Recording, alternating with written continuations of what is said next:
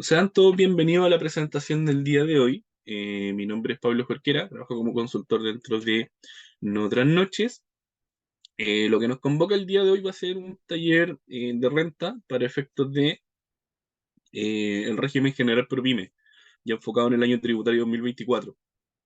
La idea es que podamos analizar dentro de este taller los componentes más importantes a tener en consideración al momento de generar una renta con miras al año tributario 2024, poder analizar, identificar y confeccionar cada uno de los registros tributarios necesarios para generar una completa y correcta declaración de renta. Cuando hablo de poder declarar o generar una declaración de renta completa, debemos entender que para efectos de una ProPyme, un régimen general 14 de 3, debemos pasar por la contabilización de los movimientos, debemos posteriormente generar el control del registro de los ingresos y los egresos tributarios, para así poder tener la determinación de la base imponible.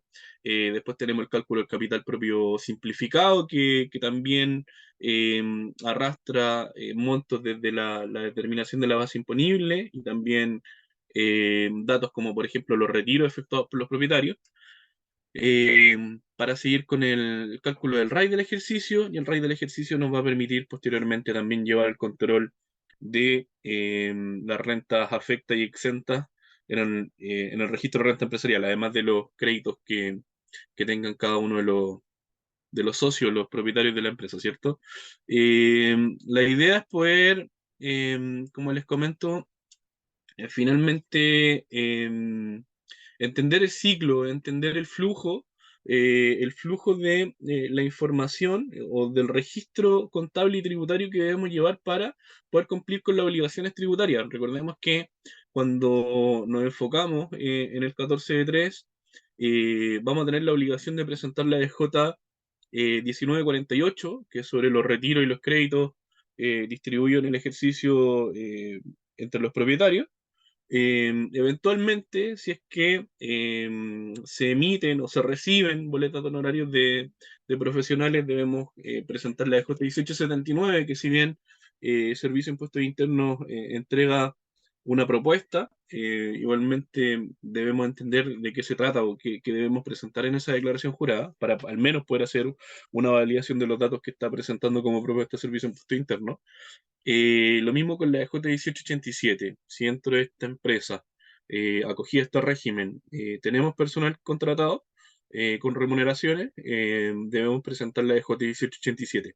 Y ahí es donde hace un poquito les comentaba también que como novedad para este año tributario 2024, en la declaración jurada 1887, se suma una nueva columna que es donde se debe informar la cantidad de horas que va a trabajar o que trabaja de forma semanal el trabajador que estamos informando. Recordemos que el rango es entre 45 y 40 horas, la idea es poder llegar a las 40 horas. Y también se va a informar en qué año se va a llegar a trabajar con las 40 horas dentro de la empresa que se está declarando. Así que para que lo tengan en consideración netamente para empresas que declaren remuneraciones y que posteriormente declaren la DJ 1887. Entonces, seguimos avanzando con las láminas. Entendemos que cuando nosotros hablamos de renta, debemos entender también que en nuestra legislación tributaria vigente, y a partir del 1 de enero del 2020, se publicó la ley 21.210, que nos varía un poco la información o los contribuyentes o los regímenes a los cuales se podían acoger los contribuyentes de primera categoría. eh, y desde ahí tenemos entonces el régimen general 14A, que es semi-integrado, el régimen general ProPyme, el 14B número 3, que es el que vamos a ver hoy, el régimen de transparencia tributaria, que es el 14B número 8, que hasta ahí tenemos las modificaciones, al menos que se incorporaron con la ley 20.210, y tenemos el régimen de renta presunta y los contribuyentes no sujetos al 14 de la ley de impuesto a la renta. Sabemos que los contribuyentes no sujetos al 14 o ahí tendríamos la tributación de corporaciones y fundaciones. Entonces, lo que nos convoca el día de hoy es poder conversar sobre el régimen general ProPyme.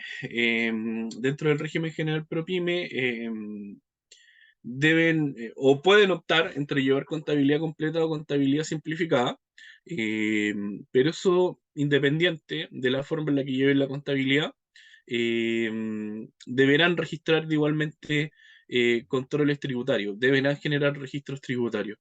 ¿Cuáles son los registros tributarios que deberá llevar el control, el régimen PROPYME? Primero que todo, la base imponible en base percibida, el capital propio tributario simplificado, el cálculo de la renta afecta a impuestos y los registros de renta empresarial.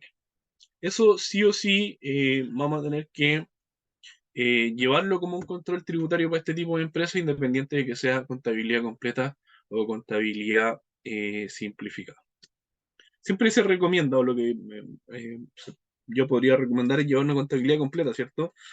Sobre todo porque cuando hablamos de una contabilidad completa sabemos que eso va a dar origen a informes financieros como por ejemplo un balance, y sabemos que en una empresa o en el régimen general PROPYME, sabemos que hay empresas que el corte para poder acogerse a este régimen son ingresos anuales de 50.000 UF. Es bastante dinero 50.000 UF. Entonces, hay empresas que pudiesen ser no tan pequeñas, que están dentro del régimen general PROPYME y que pudiesen llegar a necesitar, por ejemplo, financiamiento. Cuando nosotros necesitamos financiamiento, una de las opciones principales en las que pensamos y en las que vamos a pedir el financiamiento es al banco, una entidad bancaria. El banco lo más probable es que le pida un balance. Entonces, al banco uno no puede sentarse con el ejecutivo y decirle: mira, lo que pasa es que yo estoy en el régimen 14 de 3 y elegí llevar contabilidad simplificada, entonces tengo el libro de caja solamente. El banco no lo va a tomar muy en consideración. Entonces, por eso siempre eh, el consejo es poder llevar contabilidad completa. Y si nosotros lo vinculamos con lo que hacemos dentro de nuestro software, es que nuestro software, independiente de que se elija entre llevar contabilidad completa o simplificada, de igual manera les va a presentar informes financieros como, por ejemplo, balance, estado de resultados. Ya, entonces, nosotros dentro de nuestro software vamos a alimentar con datos contables la información de la empresa en particular. Recordemos que dentro de los flujos principales con los que cuentan o los registros principales que llevan finalmente una empresa que está en el PROPYME son las compras y las ventas. Compra y venta, pueden ser boletas de honorarios, pagos de arriendo, pero los movimientos principales están dentro de ese rango, ¿cierto? Entonces, todo eso genera un registro de un hecho económico que finalmente se va a contabilizar y va a dar origen a todos los informes necesarios para efectos contables, financieros y tributarios. Cuando hablamos de una renta líquida imponible o una base imponible en el caso de el régimen 14 de 3, pero que es en base percibida, la principal característica es que se tomarán todos aquellos ingresos percibidos en el ejercicio y los gastos pagados en el mismo. Por lo tanto, el resultado tributario será la diferencia entre ingresos menos egresos. No obstante, de existir gastos que no son necesarios para producir renta, se debe realizar el ajuste correspondiente y sumarlo como un agregado a la determinación de la base imponible. Siempre parto explicando esta parte de la base imponible, que es el total de ingresos menos egresos, porque sobre todo ya no pasa tanto, pero sí en el inicio, en la entrada en vigencia de la ley 21.210, cuando hicimos las primeras rentas de los 14 de 3, existía un pensamiento un poco errado de creer que nosotros íbamos a tomar el mayor de la cuenta a caja, banco, o las cuentas de efectivo equivalente, eh, íbamos a ver los cargabonos y la diferencia iba a ser el resultado de la renta disponible.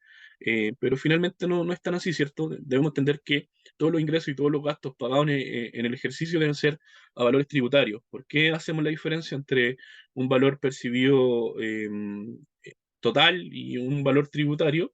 Porque, por ejemplo, en el caso de las compras y en el caso de las ventas, en las ventas percibidas, sabemos que si nuestra empresa es generadora de IVA, factura afecta, el monto tributable, lo que va a afectar la base imponible, lo que debemos informar en el recuadro 17 como ingresos percibidos del giro, son las ventas netas, ¿cierto? No es el total de las ventas, incluyendo el IVA, si lo llevásemos al balance, sería un símil a lo que es la cuenta ingresos por venta, la cuenta resultados, y no la cuenta cliente. Pero de igual manera, también hablamos de que, y el por qué no partimos con la renta líquida imponible desde el balance, es porque habla de ingresos percibidos en el ejercicio. Entonces, nosotros cuando confeccionamos un balance, el balance está con el concepto o el principio contable del devengo. Yo podría en diciembre emitir una factura de venta, pero esa factura de venta a mí me la podrían pagar en enero o febrero, podría ser el crédito. Entonces, si bien afecta el resultado financiero, no afecta el resultado tributario, ya que la normativa nos dice que ese ingreso va a tributar en el momento en el que sea percibido por la empresa. Entonces, en este caso, si me lo pagan en el año siguiente, tributaría en el año siguiente. Por eso, insisto, no podemos, o es más complicado en el caso de este tipo de empresas, poder determinar una base imponible desde el balance. Por eso también dentro de nuestro software vamos llevando un registro tributario de todos los ingresos y todos los egresos efectivamente percibidos y pagados durante el ejercicio. Dentro de la base imponible, otro punto importante, además los egresos y los ajustes por agregado, está el incentivo al ahorro. El incentivo al ahorro, bueno, se pueden acoger tanto los contribuyentes que están en el régimen del 14A, como también en el régimen general ProPyme. Recordemos que estos dos regímenes son los que tienen la obligación, al momento de generar un resultado tributario positivo, de pagar impuestos de primera categoría. En el caso del 14 de 8 no pagan impuestos de primera categoría, por lo mismo es que no tienen esta opción de poder acogerse a esta franquicia que se encuentra en la letra E del artículo 14, 14 letra E. Esta franquicia lo que permite es deducir en un 50% el resultado tributario determinado, eh, con un tope de 5.000 UF. Por consecuencia, como rebajamos esta base imponible, el impuesto de primera categoría también que va a pagar el contribuyente va a ser menor.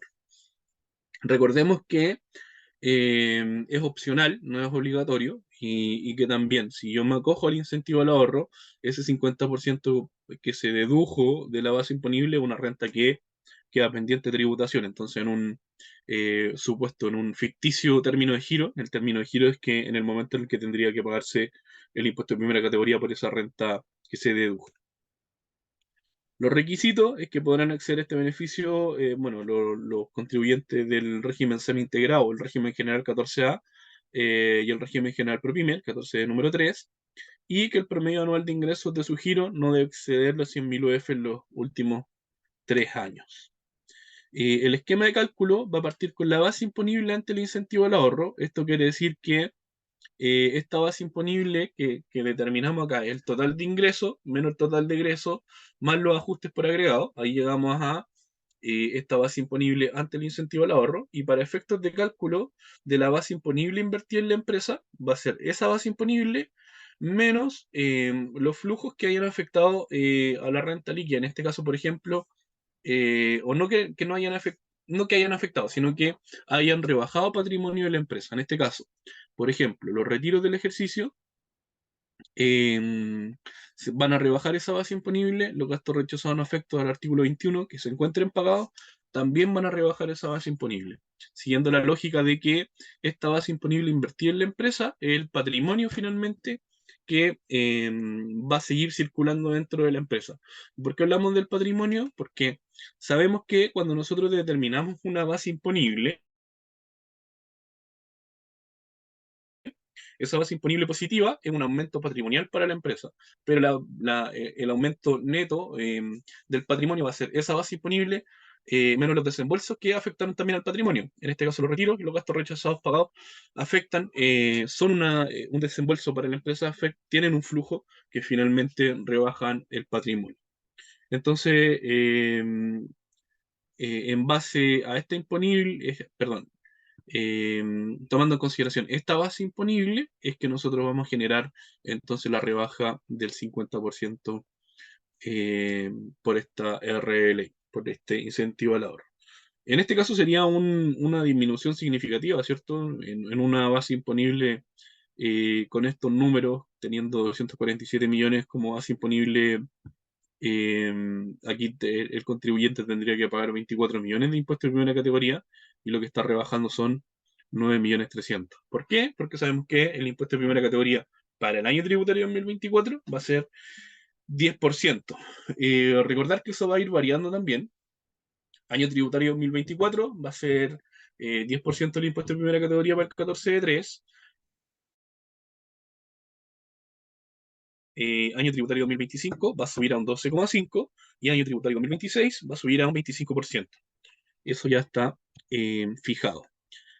Posteriormente, luego de generar el cálculo de la base imponible, va a encontrar el capital propio, que en este caso va a ser el capital propio simplificado para efecto del 14 de 3, ya que la ley 21.210 introdujo con la entrada en vigencia de esta misma ley esta fórmula de calcular el capital propio simplificado. Un punto importante que no mencioné en la base imponible es que la base imponible posteriormente la presentamos en el recuadro 17 del formulario 22. En el caso del capital propio simplificado, lo vamos a presentar en el recuadro 19 del formulario 22. La definición incorporada por la ley 21.210 nos dice que por capital propio tributario vamos a entender que el conjunto de bienes, derechos y obligaciones a valores tributarios que posee una empresa. Dicho capital propio se determinará restando el total de activos que representen una inversión efectiva de la empresa, el pasivo exigible, ambos valores tributarios.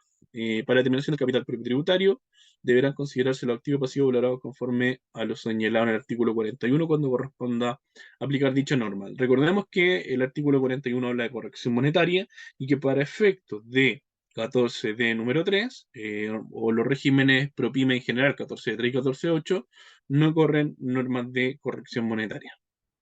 Reglas especiales para la determinación del capital propio simplificado. Primero, que vamos a sumar todas aquellas variaciones positivas que afecten el patrimonio. ¿Y cuáles son estas variaciones?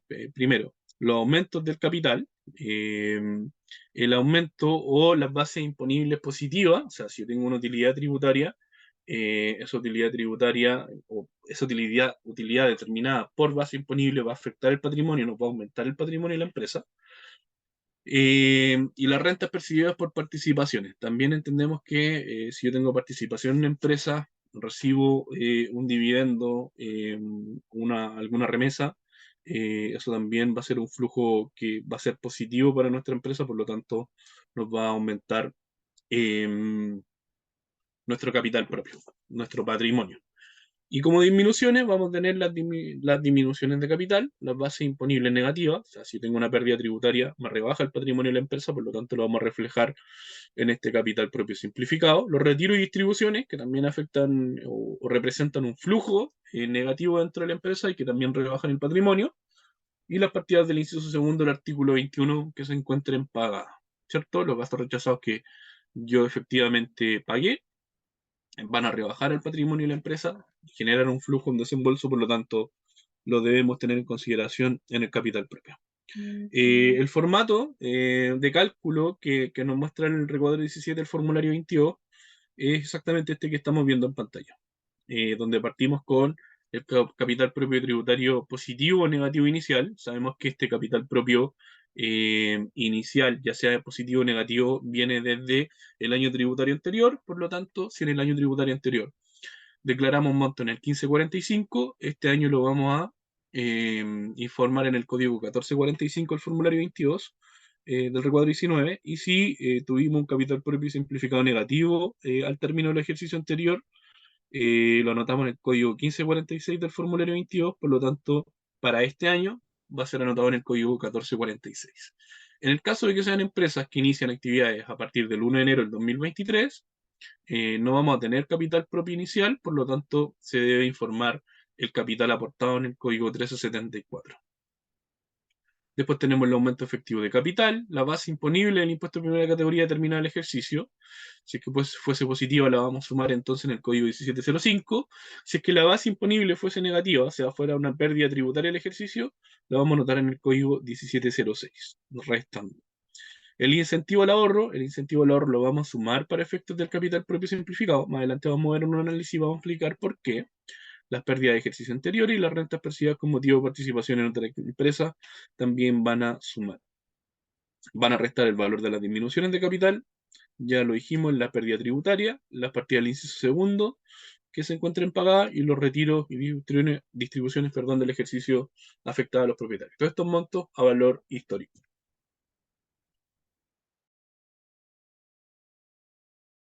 Primero, acá en el análisis tenemos el incentivo al ahorro, primero que todo. Dice que no debe ser considerado para efectos de la determinación del capital propio tributario, ya que dicho cálculo tiene efectos sobre la determinación de la base imponible a efecto de impuesto de primera categoría. Por lo tanto, se debe agregar al cálculo el capital propio simplificado, ya que no constituye una disminución efectiva del capital propio tributario. Si nosotros nos vamos un par de pasos más acá, o simplemente aquí, nosotros primero determinamos una base imponible. Esa base imponible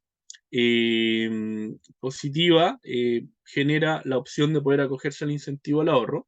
Y el incentivo al ahorro lo que hace dentro de la determinación de la base imponible es rebajarla para efectos de cálculo de el pago de impuesto de primera categoría que tendrá que generar esta empresa, ¿cierto? Pero el incentivo al ahorro finalmente no es un flujo efectivo, no se desembolsa un dinero por efecto de incentivo al ahorro.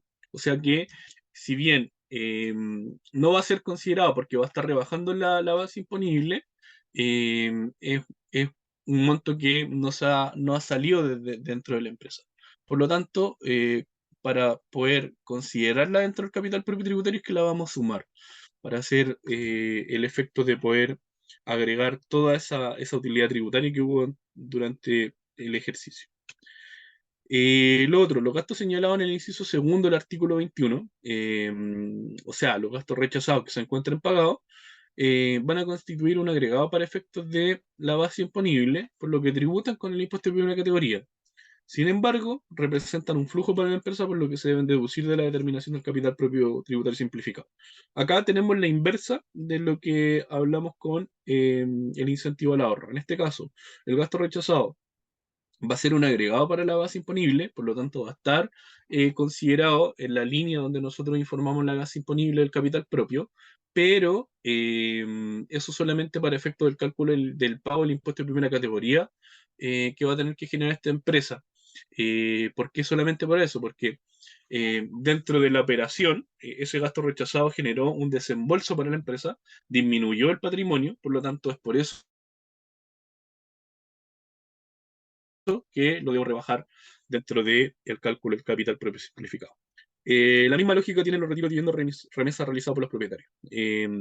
Si bien los retiros no afectan el registro de la base imponible, eh, esos retiros sí generan un desembolso, un flujo, y rebajan el patrimonio de la empresa. Por lo tanto, es que nosotros también lo tenemos que rebajar del capital propio. Y aquí vuelvo a hacer una mención a lo que conversamos hace un ratito sobre la base imponible, que en los primeros años se generaba mucho, el primer año de la entrada en vigencia de la ley 20.210, eh, teníamos ese concepto errado de que el libro caja iba a ser finalmente la base imponible, el libro caja del efectivo equivalente.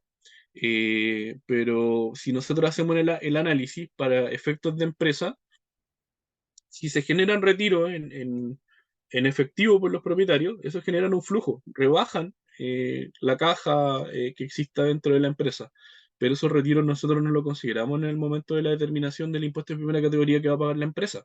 Entonces, por eso es que es muy complicado, es prácticamente imposible cuadrar el mayor de las cuentas de efectivo equivalente con una base imponible. Totalmente, son conceptos totalmente diferentes. Para efectos contables, caja, banco son reporte o análisis de cuentas financieros. Para efectos tributarios necesitamos apegarnos a lo que nos dice los conceptos de la base imponible.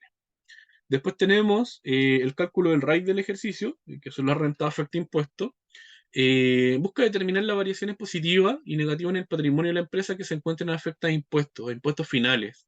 Se debe informar en el recuadro 18 del formulario 22. Creo que vamos el cuadro de cálculo que está en el recuadro 18. Va a partir con el capital propio tributario simplificado positivo o negativo, que es lo que el cálculo que vimos recién.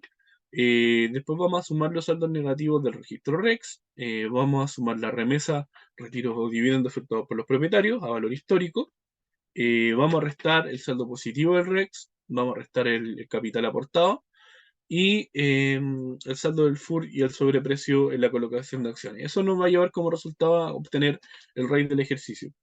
Eh, si no entienden de manera íntegra lo que busca generar o el cálculo de la renta afecta impuestos, hace un par de semanas hicimos un taller donde hablamos específicamente de este tema y donde generé un análisis del RAI, de qué es lo que busca determinar. Si bien es súper explícito en decir que busca determinar renta afecta impuestos, tiende a haber algún tipo de confusión. A grandes rasgos, si nosotros conversamos o analizamos el concepto de renta afecta impuestos, sabemos que, por ejemplo, en una empresa que inicia actividad en el 2023 con un capital de 1 millón, eh, con ese capital se podrían generar actividades durante el ejercicio, esas actividades van a tener un resultado positivo o negativo tributario. Si es positivo, la renta afecta impuestos finalmente va a ser la base imponible la base imponible positiva, ¿cierto? Entonces el resultado del RAI en un año, en un primer año, debiese ser ese eh, resultado positivo dentro de la base imponible. Un ejemplo solamente, porque eso es lo que va a ir buscando en años posteriores, la base imponible positiva menos los retiros efectuados por los propietarios. Ese va a grandes rasgos, en gran escala, va a ser lo que nos va a mostrar como resultado del RAI. Y eso para poder controlarlo posteriormente en el registro de renta empresarial, porque al tener determinada la renta afecta impuestos, eh, recordemos que en el 14 de 3, vamos a hablar solamente del 14 de 3, el impuesto de primera categoría pagado por la empresa se transforma en crédito utilizable por los propietarios en un 100%, ¿cierto? Van a poder, ese impuesto de primera categoría lo van a poder utilizar como crédito los propietarios de la empresa. Eh, pero para poder utilizar ese crédito debemos llevar el control de la renta afecta impuestos y los créditos asociados a esta renta afecta impuestos. Y ahí me detengo nuevamente en lo que analizábamos del RAI. Si yo tengo una base imponible positiva, esa base imponible una renta afecta impuesto, pero además tiene la relación directa con el crédito por impuesto de primera categoría pagado por la empresa que va a resultar siendo utilizado por los propietarios. Entonces, por norma general, si yo tengo un RAI positivo, también debiese tener un crédito. Y ese crédito lo vamos a controlar entonces en el registro de renta empresarial.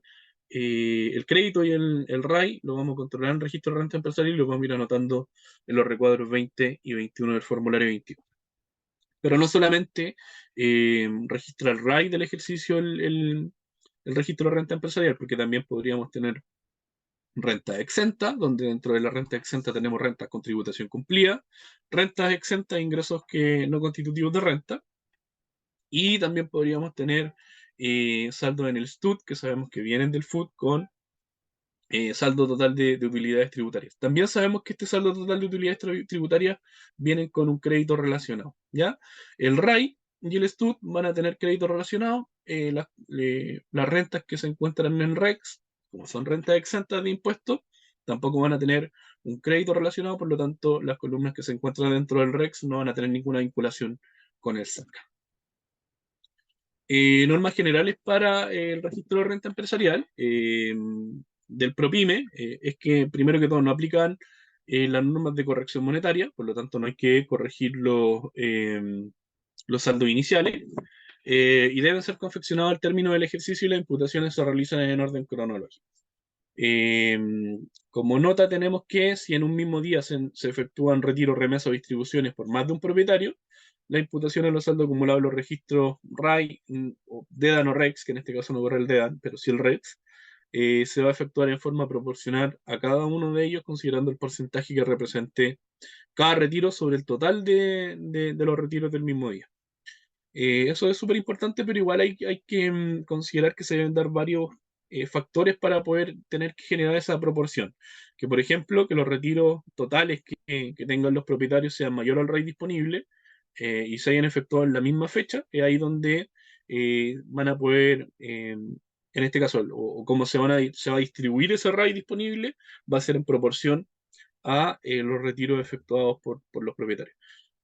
Y es la proporción del retiro que representa sobre el total de los retiros, porque ahí también se tendía a confundir que se distribuían según el porcentaje de participación que tenían en la empresa.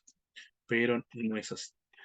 El orden de imputación para efectos de los registros de renta empresarial, vamos a partir con el RAP. El RAP va a ser lo que primero vamos a rebajar.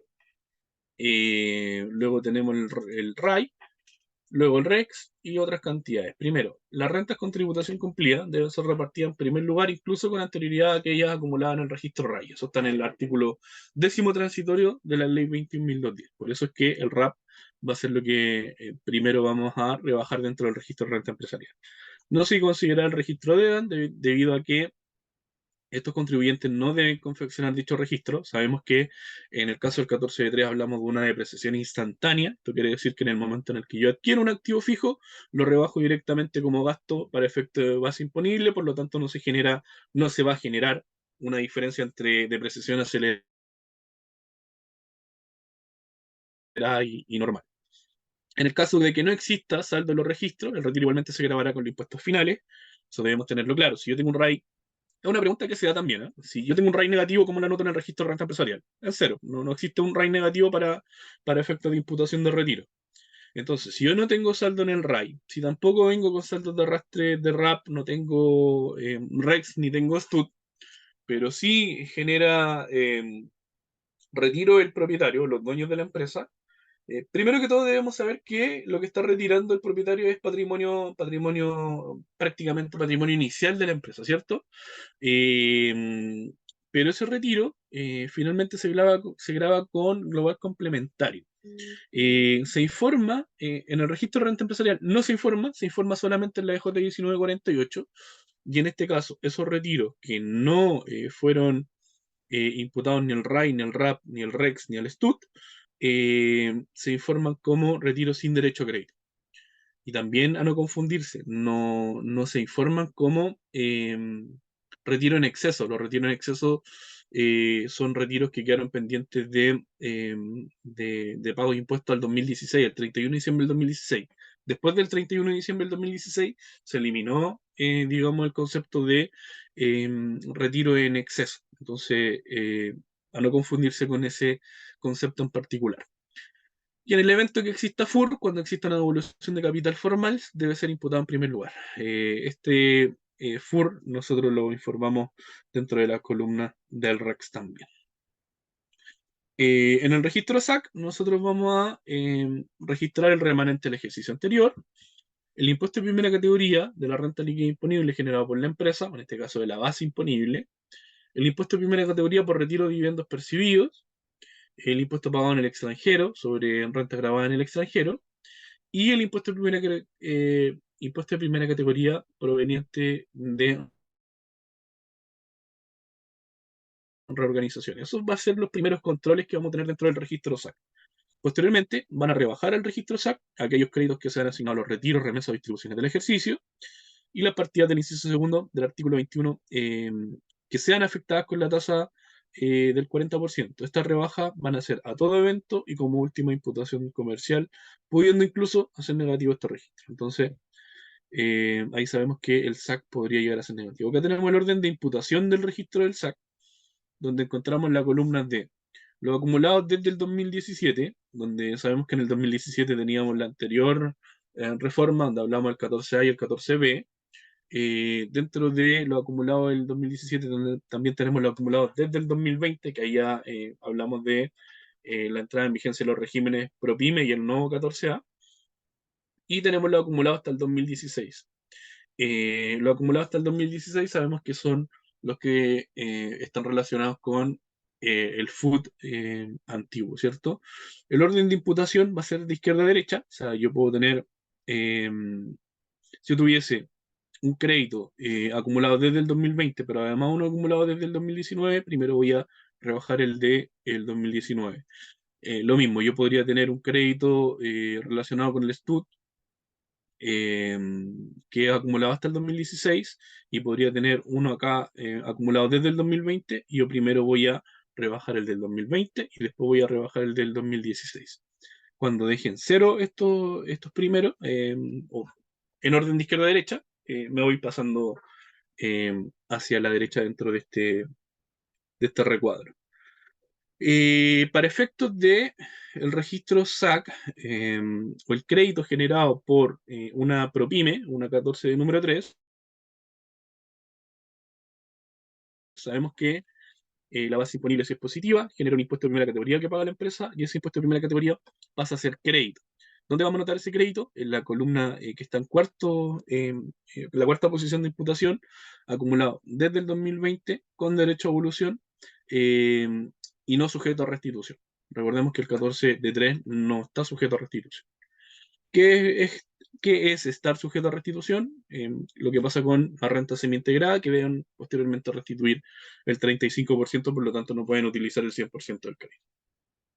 Entonces, eso dentro de la parte teórica del el ciclo de renta de una 14 de número 3. Ahora, para efectos prácticos, dentro de nuestro software, es que les voy a mostrar un minuto porque voy a presentarles mi pantalla con el sistema ahora.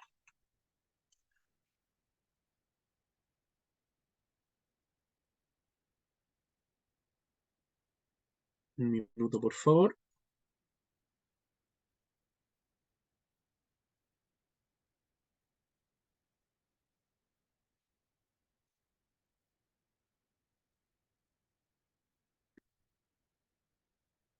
Ahora sí. Entonces, para efectos de trabajo dentro de nuestro software, acá estamos dentro de nuestro software contable y tributario web. Primero que todo, entendemos que los primeros registros van a ser registros contables, o sea, un registro contable normal, donde por ejemplo acá tengo la apertura, la cancelación de clientes del 2022, pago proveedor del 2022, y aquí ya se genera, por ejemplo, un flujo de ingreso en el caso de la cancelación de los clientes que vienen del año anterior, y de egreso en el caso de los proveedores que vienen del año anterior. Al momento de registrar este comprobante contable, al momento de registrar este flujo, dentro del software vamos a permitir generar la clasificación tributaria del movimiento. Eso va a aparecer al momento de darle la opción guardar comprobante. Ahí nos va a decir que el comprobante contable se ha registrado exitosamente. Sin embargo, contiene uno más registros correspondientes a su régimen tributario. Entonces, al momento de darle la opción registrar, vamos a poder completar el detalle del movimiento que estamos registrando, que en este caso es una factura electrónica, del root de emisor, la glosa de la operación, y en este caso tenemos desglosado el neto de el monto que estamos pagando, el monto del IVA, si hubiese un monto exento, lógicamente que también lo tendríamos que informar, para efectos de llevar el registro de este libro, el monto total, el monto percibido pagado, que en este caso un cliente, estábamos en un cliente, ¿cierto? Sí. El cliente lo que me pagó a mí fueron 50 millones, el total. Pero lo que va a tributar de esos 50 millones va a ser el monto neto. O sea, el monto tributable debe coincidir en este caso una empresa generadora de IVA con el valor neto y tributable. Eso va a coincidir. Y vamos a tener también la opción de el ítem de la RLI para poder registrar este movimiento en el momento en el que yo contabilizo de inmediatamente para efectos de base imponible. Y aquí vamos a ver que tenemos un listado bien completo de movimientos que vamos a poder asignar. Por ejemplo, tenemos ingresos percibidos, pero además tenemos ingresos del giro de vengado en ejercicios anteriores y percibido en el ejercicio actual. Esto es bien similar lo vamos a ver más adelante. Que el formulario o el recuadro 17 del formulario 22. Y la lógica es esa, de que en el momento, o que el impacto que tenga un registro contable dentro de la contabilidad, sea no solamente poder alimentar el libro diario, el libro mayor, balance, estado de resultados si es que correspondiese, sino que también poder llevar este registro de inmediato a un registro tributario.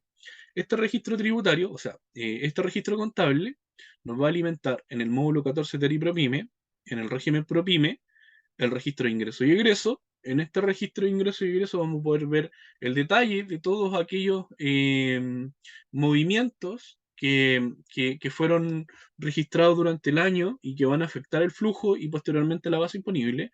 Por ejemplo, acá está este movimiento que vimos recién. Desde acá también lo vamos a poder visualizar. Vamos a ver el ítem de la RLI que está configurado. Y en general este es un resumen de todos los movimientos que fueron registrados para efectos de determinación de base imponible. Posteriormente, este registro de ingreso y egreso se va a traspasar al módulo tributario y en el módulo tributario se va a traspasar a la renta líquida imponible del régimen 14D3. Esta opción va a tener, o este formulario de renta líquida imponible o base imponible, va a tener la opción de generar un traspaso de información. Ese traspaso de información va a traer toda esa información que vimos recién en el registro de ingresos y egresos para poder completar esta base imponible, donde tenemos acá los ingresos del giro vengado en ejercicios anteriores y percibido en el ejercicio actual, y es lo que les comentaba anteriormente. Esta base imponible, esta determinación de base imponible, tiene prácticamente los mismos conceptos que el recuadro 17 del formulario 22. Entonces ustedes van a poder ir generando la determinación de la base imponible, van a poder ver el total de ingresos, el total de egresos, si es que corresponde el agregado por partida de gasto rechazado, la base imponible ante el incentivo al ahorro, vamos a poder acogernos al incentivo o seleccionar acogernos al incentivo al ahorro para determinar esa deducción, pero además nos va a dar la base imponible con el respectivo impuesto de primera categoría. Y esta información, lógicamente, que posteriormente esta base imponible va a ser traspasada de forma íntegra al recuadro 17 del formulario 22. Pero además de, o más que además, para terminar un poco el hilo, de ese registro contable, de ese ingreso que nosotros registramos en un comprobante contable, el impacto es que se va a traspasar al registro de ingresos y egresos, se va a traspasar a esta renta líquida imponible y esta renta líquida imponible se va a traspasar al formulario 22. Entonces, en el momento en el que yo estoy contabilizando un movimiento, ya lo estoy llevando de forma indirecta directamente al formulario 22 en ese momento. Así que eso es lo que quería transmitir. Además, estos registros contables, o ya partiendo con los registros tributarios, partiendo con la renta líquida imponible, van a tener implicancia posteriormente en el cálculo del capital propio. Si voy a la opción del capital propio tributario, para efectos del 14 de 3 vamos a tener entonces el capital propio simplificado, que también va a tener la opción de traspaso de información, que nos va a mostrar la información de la base imponible determinada en la base imponible que vimos recién. Si que fuese pérdida tributaria, lógicamente que también la traería. Va a traer las partidas del inciso segundo, perdón, del inciso primero, no afectas de la tasa del 40, y también nos va a traspasar la información de las remesas, los retiros efectuados en el ejercicio. Tenemos un mantenedor donde se deben agregar los retiros y de ahí vamos a traspasar toda esta información acá. Pero este cuadro de cálculo de capital propio simplificado, si bien también tiene la opción de traspaso de información, también da la flexibilidad de que funciona como formulario en pantalla. Ustedes podrían, si es que necesitan generar algún ajuste, como por ejemplo, si es que hubiese existido un aumento efectivo del capital en el ejercicio, ustedes lo van a poder agregar de forma manual dentro de este formulario de cálculo para efectos de cálculo del capital propio. Y luego de tener el cálculo del capital propio, vamos a la opción del módulo tributario. Ahora vamos a ir al RAI del ejercicio. Y también vamos a tener el formulario del cálculo del RAI, que también traspasa información desde, en este caso, el capital propio, la remesa o retiros. Y también funciona como formulario en pantalla y también sigue la lógica de la renta líquida, el capital propio y en este caso el RAI, de tener los mismos conceptos que aparecen en el formulario 22, de forma que en el momento en el que llegue, en el momento en el que tengamos que presentar la renta a través del formulario 22, también podemos generar ese traspaso hacia ese registro, hacia ese formulario. Finalmente, para efectos de la renta, vamos a ir a la opción módulo tributario. Y el último traspaso, no el último traspaso, el traspaso posterior que vamos a tener va a ser al registro de renta empresarial. Dentro del registro de renta empresarial también vamos a tener la opción del traspaso de información, que nos va a traer el dato del RAI del ejercicio, nos va a traer el crédito relacionado al impuesto de primera categoría eh, pagado por la empresa, y también vamos a tener los retiros. Los retiros también se van a generar con el traspaso y se van a generar las imputaciones cronológicas con el correspondiente rebaja a los créditos. Esta información finalmente se va a traspasar al formulario de la EJ 1948 y al formulario 22 en los recuadros 2021. ¿Ya? Entonces, eh, lo que me quería enfocar es que desde un registro contable nosotros vamos a poder alimentar, perdón, el módulo tributario y vamos a poder cumplir con prácticamente la renta, porque vamos a incluir tanto recuadros del 17 al 21 en el caso del 14 de 3 para el formulario 22. Vamos a tener la EJ 1948 porque viene desde el registro de renta empresarial. Del ingreso de los honorarios se va a alimentar la EJ 1879. Y si es que en esta empresa se trabajara con sueldo, también nosotros tendríamos el traspaso hacia la EJ 1887. Así que hasta ahí la presentación del día de hoy. Ahora